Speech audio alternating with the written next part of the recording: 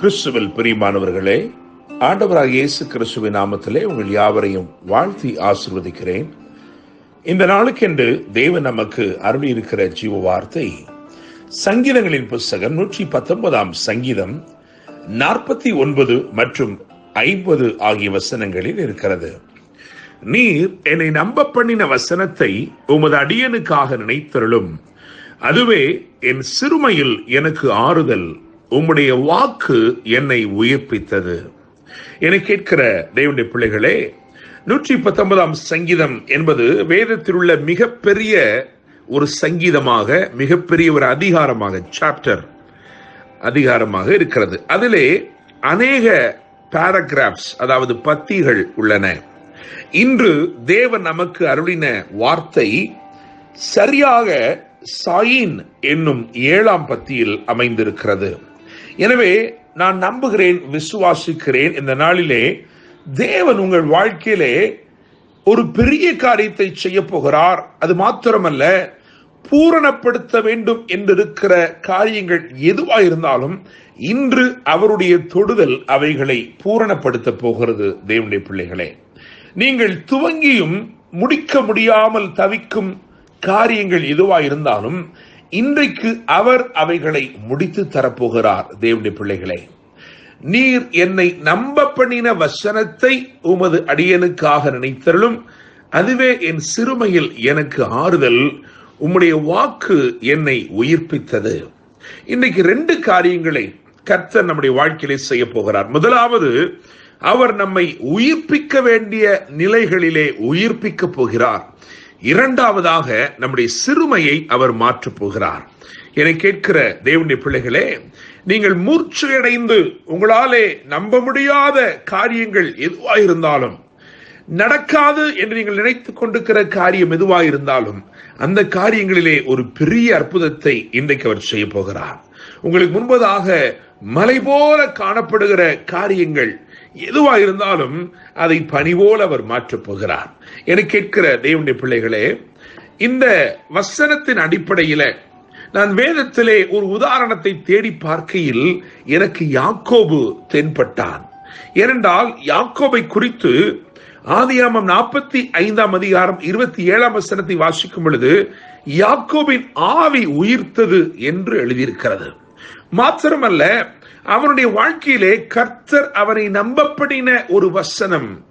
ஆதியாகமம் 37 அதிகாரம் 11 வசனத்தை பார்க்கும் பொழுது அங்கே யோசேப்பு, இளைஞனாகிய யோசேப்பு, 17 வயது நிரம்பின யோசேப்பு ஒரு கூடாரத்திலே தன் தகப்பனோடு படுத்திருக்கிறான். அங்கே எல்லா பிள்ளைகளும் எழும்புகிறார்கள். ஆனால் அவன் மாத்திரம் விசேஷித்தவராய் எழும்பி அவன் சொப்பனங்களை அறிவிக்கிறான். அந்த சொப்பனங்கள் என்ன சத்தியத்தை வெளிப்படுத்துகிறது என்று சொன்னால், ஒரு நாள் வரப்போகிறது, அந்த நாளிலே இந்த உம்முடைய குமாரர்கள் எல்லாரிலும் நான் உயர்த்தப்பட்டிருப்பேன் என்று சொல்லி அந்த ஒரு வார்த்தை, அந்த சொப்பனத்தின் ஊடாக வெளிப்பட்ட தேவ சித்தம், இதை வேதம் சொல்லுகிறது. ஆதியாகமம் 37:11 யாக்கோபு தன் இருதயத்திலே வைத்துக் கொண்டான். ஆனால் சில நாட்களுக்கு பிறகு அவனிடத்திலே ஒரு பலவர்ண அங்கியை, இரத்தம் தோய்ந்த அங்கியை வந்து கொடுக்கிறார்கள். கொடுத்து, இது நாங்கள் இதை கண்டெடுத்தோம் காட்டிலே, இது உடைய குமாரனுடையதோ அல்லவோ என்று பாரும் என்று சொன்னவுடனே தன் கைகளினாலேயே தைத்து கொடுத்த அந்த அங்கியை பார்த்தவுடனே அவன் கதறி அழுதான். அவனுக்கு கர்த்தர் அவன் இருதயத்திலே அவரை நம்ப பண்ணி வைத்திருந்த வசனம் அவனுக்கு நினைவுக்கு வரவில்லை. அவன் கதறினான், அழுதான், புலம்பினான். ஐயோ, ஒரு துஷ்ட மிருகம் என்னுடைய மகனை பட்சித்து போட்டதே என்று சொல்லி கதறினான். ஆனால் பல ஆண்டுகளுக்கு பிறகு அவனுக்கு ஒரு நற்செய்தி அறிவிக்கப்படுகிறது. அவன் நினைத்து பார்க்க முடியாத ஒரு நற்செய்தி அவனுக்கு நேராய் வருகிறது. அவர்கள் சொல்லுகிறார்கள், உமது குமாரன் உயிரோடு இருக்கிறான் என்று சொல்லி. எந்த குமாரன் எல்லாம் போய்விட்டது, இழந்து போனேன் என்று நினைத்தானோ, எந்த குமாரன் இல்லவே இல்லை என்று நினைத்தானோ, அவன் இப்பொழுது எகிப்து தேசத்துக்கெல்லாம் அதிபதியாய் இருக்கிறான் என்று அறிவிக்கப்படுகிறது. அவனால் நம்ப முடியாத ஒரு நற்செய்தி. என கேட்கிற தேவனுடைய பிள்ளைகளே, அந்த நற்செய்தியை கேட்டவுடன் அவனுடைய இருதயம் மூர்ச்சையடைந்தது. அவன் அவரை நம்பவில்லை என்று எழுதியிருக்கிறது.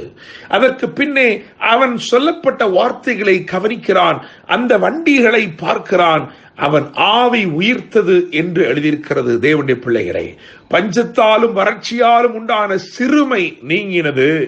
உச்சிதங்கள் நிறைந்த வண்டிகளிலே உற்சாகமாய் புறப்பட்டு தன் குமாரனை கட்டி தழுவி ராஜாக்களையும் ஆசீர்வதித்தான். என கேட்கிற தேவனுடைய பிள்ளைகளே, நம்ப பண்ணின வசனம்.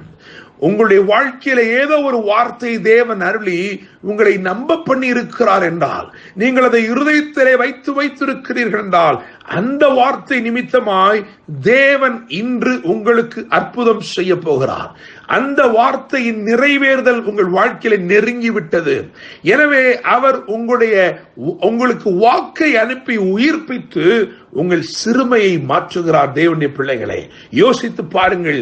யாக்கோபு அந்த வண்டிகளிலே பிரயாணப்பட்டு கொண்டிருக்கும் பொழுது, அந்த உச்சிதங்கள் நிறைந்த வண்டிகளிலே அவன் பிரயாணப்பட்டு கொண்டிருக்கிற பொழுது, அவன் உள்ளம் எவ்வளவு அதிகமாய் தேவனுடைய உண்மையை துதித்திருக்கும்.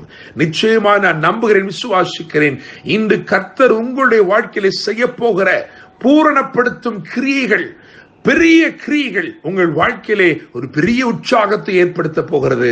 இன்றைக்கு அவர் உங்கள் ஆவியை உயிர்ப்பித்து உங்கள் சிறுமையை மாற்றுகிறார். கர்த்தர் தாமே இந்த வார்த்தைகள் மூலமாய் என்றும் உங்களை ஆசீர்வதிப்பாராக என்று அன்போடு pastor Daniel Moses. God bless you.